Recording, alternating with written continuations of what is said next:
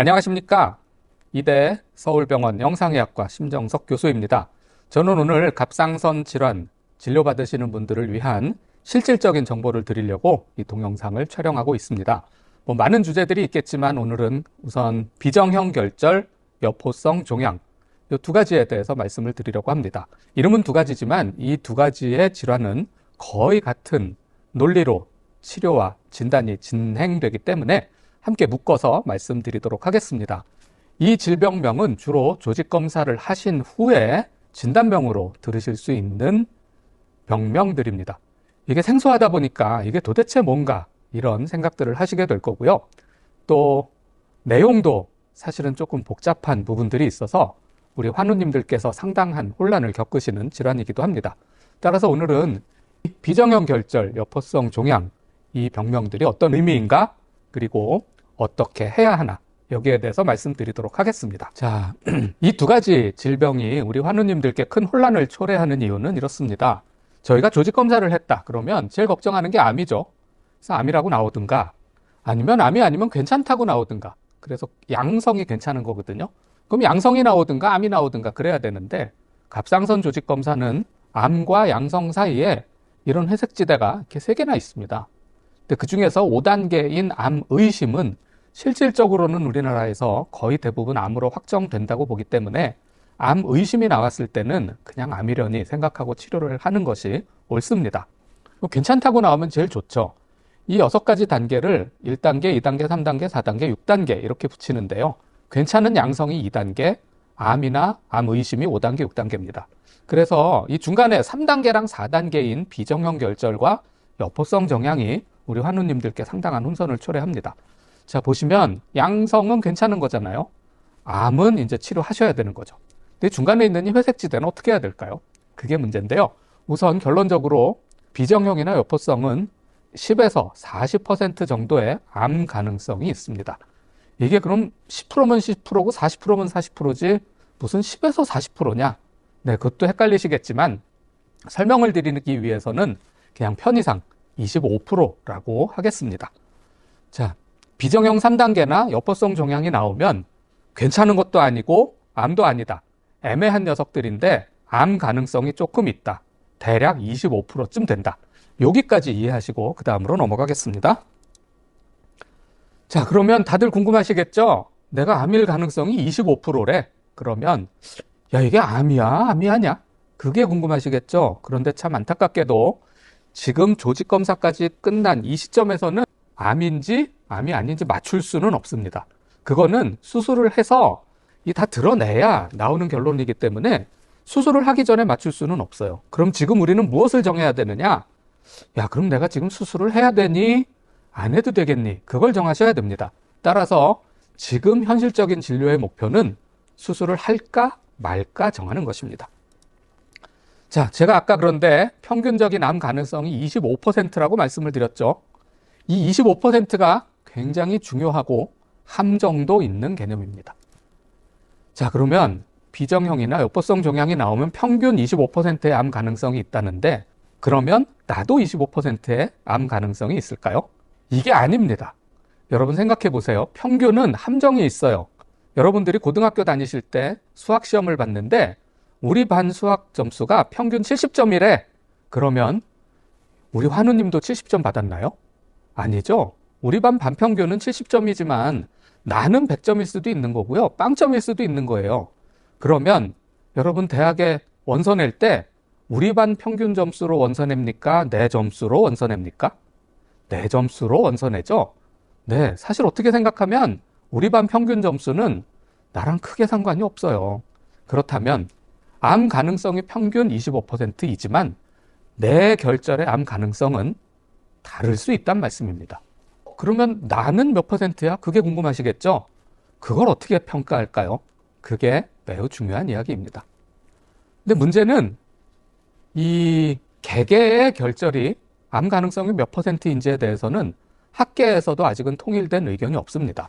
다만 지금까지는 비정형이나 여포성이 나오면 수술을 해야 된다. 이 정도의 아주 좀 두루뭉술이한 합의 정도가 있었는데 이게 그러다 보니까 수술을 안 하셔도 될 분들까지 수술을 좀 많이 하게 되는 경향이 있습니다. 그렇기 때문에 이제 앞선 의료기관일수록 수술을 꼭 해야 되는 분들은 옛날식으로 다 하겠지만 야, 적어도 이런 분들은 수술하는 건 너무 아깝지 않겠냐?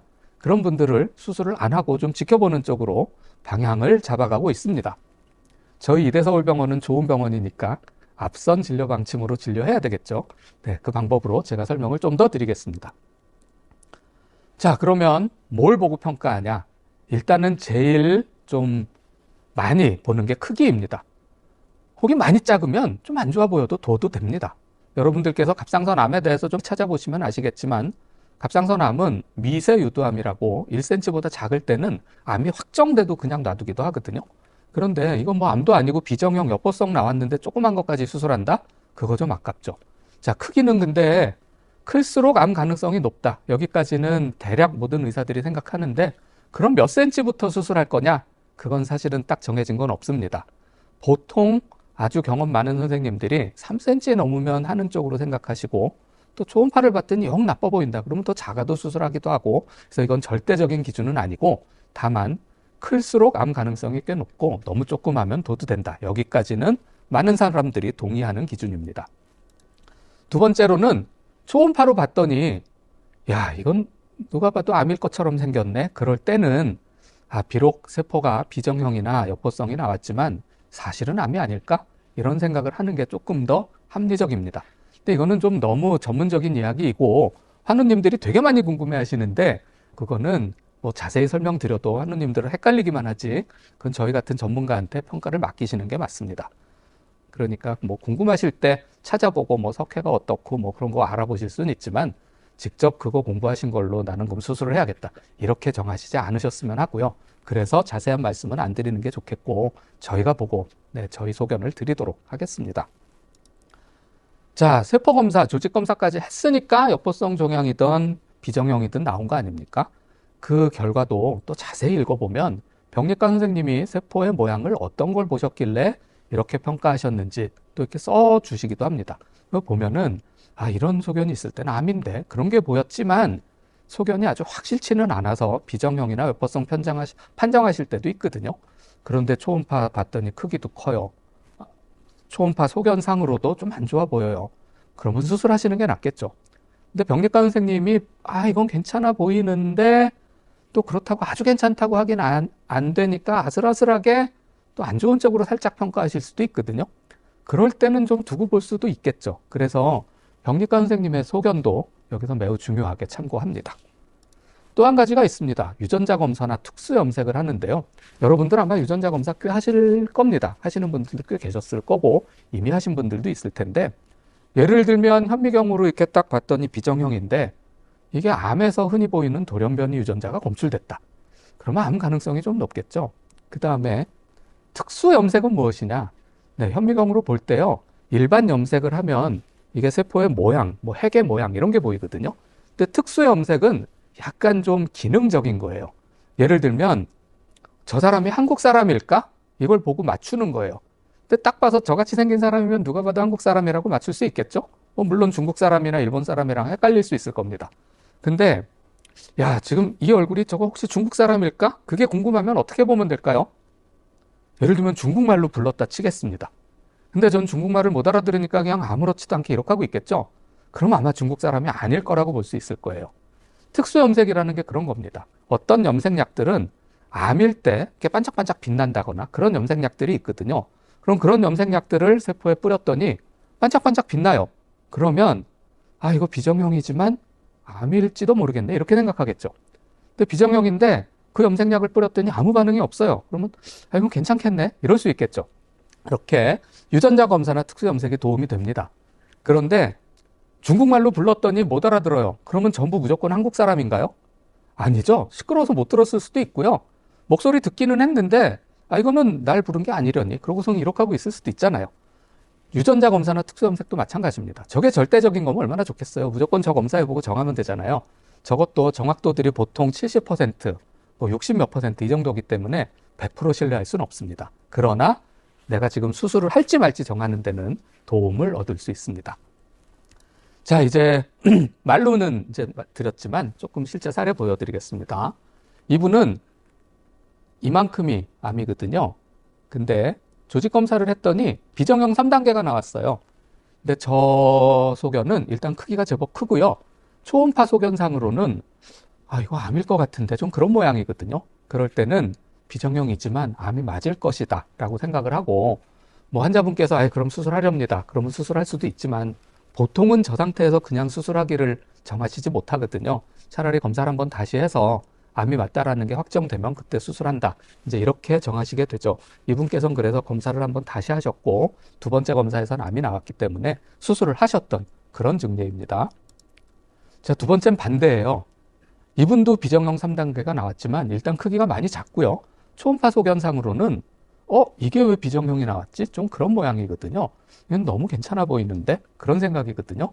그렇기 때문에 암일 가능성이 아무래도 많이 낮을 것입니다 라고 말씀을 드렸고, 이분은 일단은 추적 검사만 받고 계시는 중입니다. 다음 증례는 크기는 많이 작아요. 근데 초음파를 봤더니 아까 두 번째 케이스처럼 아주 괜찮은 것도 아니에요. 그렇다고 첫 번째 사례처럼 아이쿠 이건 암이다, 또 그것도 아니에요. 느낌이 딱 조직검사 다시 해도 비정형 나올 것 같아요. 그러면 다시 하는 게 또 딱히 의미가 없잖아요. 그리고 일단 크기가 많이 작죠. 아까 말씀드린 것처럼 저렇게 조그만 때는 암이 맞아도 그냥 놔두기도 하니까 일단은 좀 두고 보고 계시는 분입니다. 저런 분들은 크기나 모양의 변화가 있으면 언제든지 다시 조직검사를 할 수도 있고 결과가 바뀔 수도 있기는 합니다. 자, 이분은 일단 크기가 굉장히 크죠. 그리고 조직검사상으로는 여포성 종양이 나왔습니다. 그리고 이제 아까 말씀드렸던 특수 면역 검사를 했었는데요.